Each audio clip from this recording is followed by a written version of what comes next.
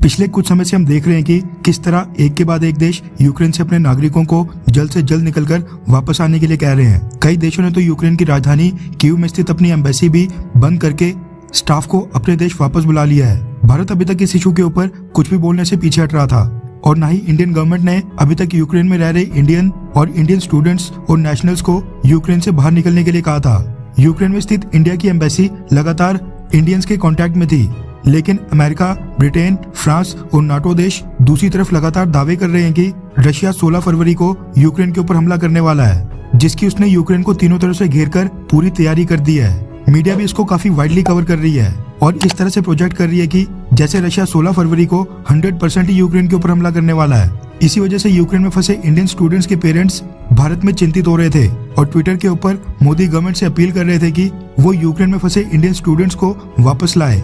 वैसे ये देखना दिलचस्प होगा कि 16 फरवरी को हमले के बारे में इतना हल्ला होने के बाद क्या रशिया सच में यूक्रेन के ऊपर हमला करता है या फिर नहीं। लेकिन भारत यहाँ पर अपने देश के नागरिकों को और ज्यादा रिस्क में डालने के मूड में बिल्कुल नहीं लग रहा है। रेफरेंस के लिए आपकी स्क्रीन के ऊपर एनडीटीवी इंडिया के आर्टिकल का स्क्रीनशॉट है, जिसके मुताबिक आज यानी 15 फरवरी को भारत ने भी यूक्रेन में फंसे अपने देश के नागरिकों के लिए एक फ्रेश एडवाइजरी जारी कर ली है।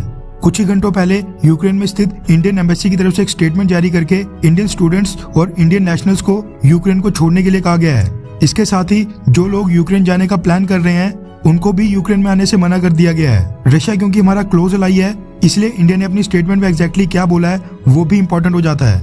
क्या इंडिया ने अपनी स्टेटमेंट में ये चीज मेंशन की है कि रशिया के हमले के डर से हम ये सब कर रहे हैं या फिर नहीं, ये बड़ा सवाल है। तो आपकी जानकारी के लिए बता दूं कि यूक्रेन में स्थित इंडियन एम्बेसी ने अपनी स्टेटमेंट बोला है कि यूक्रेन में वर्तमान स्थिति की अनिश्चितताओं को देखते हुए भारतीय नागरिक, विशेष रूप से ऐसे छात्र जिनका यूक्रेन में स्टे करना यानी यूक्रेन में रुकना आवश्यक नहीं है, इम्पोर्टेंट नहीं है, वो टेम्परेरी यानी अस्थायी रूप से यूक्रेन से जाने के ऊपर विचार कर सकते हैं।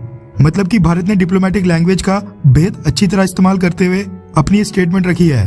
अभी तो यूक्रेन से इंडिया के लिए फ्लाइट्स चल रही हैं, लेकिन अगर रशिया यूक्रेन के ऊपर हमला करता है तो यूक्रेन की गवर्नमेंट को भी मजबूरन अपनी एयर स्पेस कमर्शियल एयरप्लेन्स के लिए बंद करनी पड़ेगी, ताकि यूक्रेन की एयरफोर्स एयर स्पेस का इस्तेमाल बिना किसी रुकावट के कर सके और एयर ऑपरेशंस के दौरान कोई सिविलियन एयरक्राफ्ट हादसे का शिकार ना हो।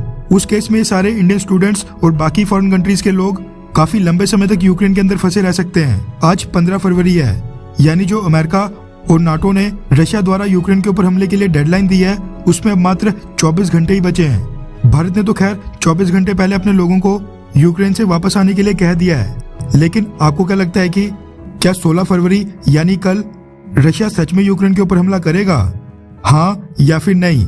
नीचे कमेंट करके अपनी राय जरूर बताएं।